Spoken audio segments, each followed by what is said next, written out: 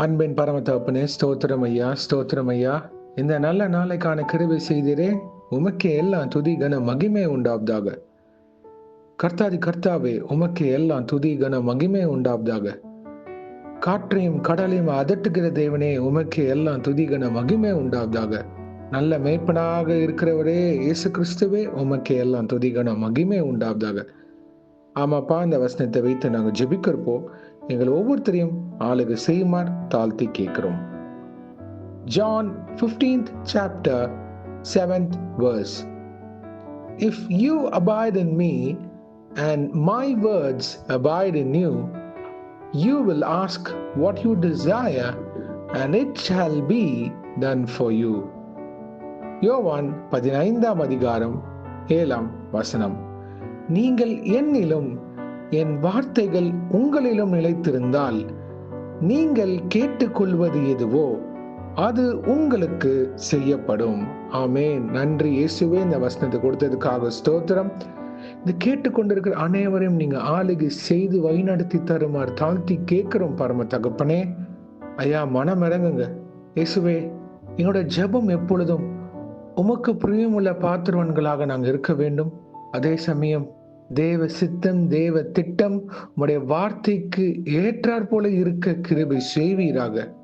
நீங்க எங்க இருதயத்தில் இருக்க வேண்டும் இயேசுவே. மற்றும் உங்களோட வார்த்தைகள் எங்களில் நிலைத்திருந்தால் அப்பொழுது நாங்க ஜெபத்துல எது கேட்கிறோமோ அது எங்களுக்கு செய்யப்படும். நீங்க தெளிவா சொல்றீங்க இயேசுவே.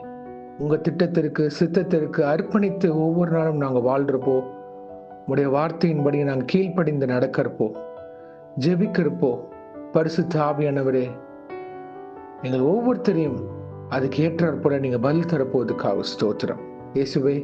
எங்கள் ஜெபம் உமக்கு பிரியமுள்ள ஜெபமாக இருக்க வேண்டும் ஐயா. நாங்க என்ன கேட்கிறோம் என்று தெளிந்த புத்தி உள்ள பாத்திரவான்களாக கேட்க கிருபை செய்யுங்க. வீண் பெருமைக்காகவோ மாம்சத்தின் கிரியைக்காகவோ அல்லது உலக மேன்மைக்காகவோ இல்லாமல் தேவ மகிமை எங்க வாழ்க்கையில் வெளிரங்கமாக சாட்சிகளாக நிற்க, பரலோக ராஜ்யத்திற்கு பாத்திரவன்களாக நிற்க எங்களை வழிநடத்தி ஆளுகை செய்யுங்க.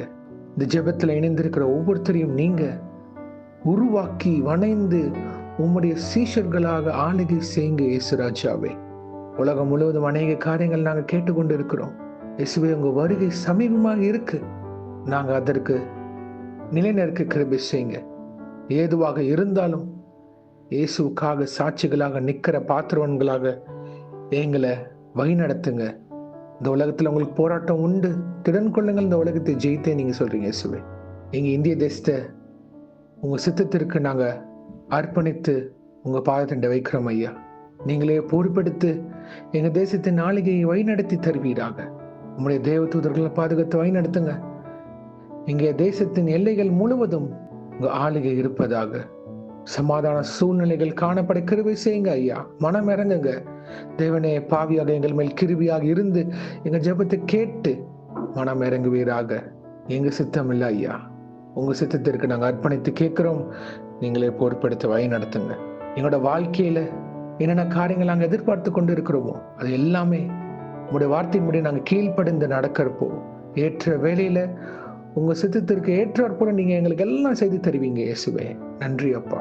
நீங்க எங்களுக்கு கொடுத்த வாக்குத்தத்தங்கள் வீணா போகாது, அது ஒன்றும் வெறுமையாக திரும்பாது இயேசுவே. அது நிறைவேறும். அதற்காக காத்திருக்கிற பாத்திரவன்களாக எங்களை உறுதியாக நிற்க மனைந்து ஆளுகை செய்யுங்க. நீடிய பொறுமையினால் நிரம்பி நிற்க கிருபை செய்யுங்க இயேசுவே. நன்றி அப்பா.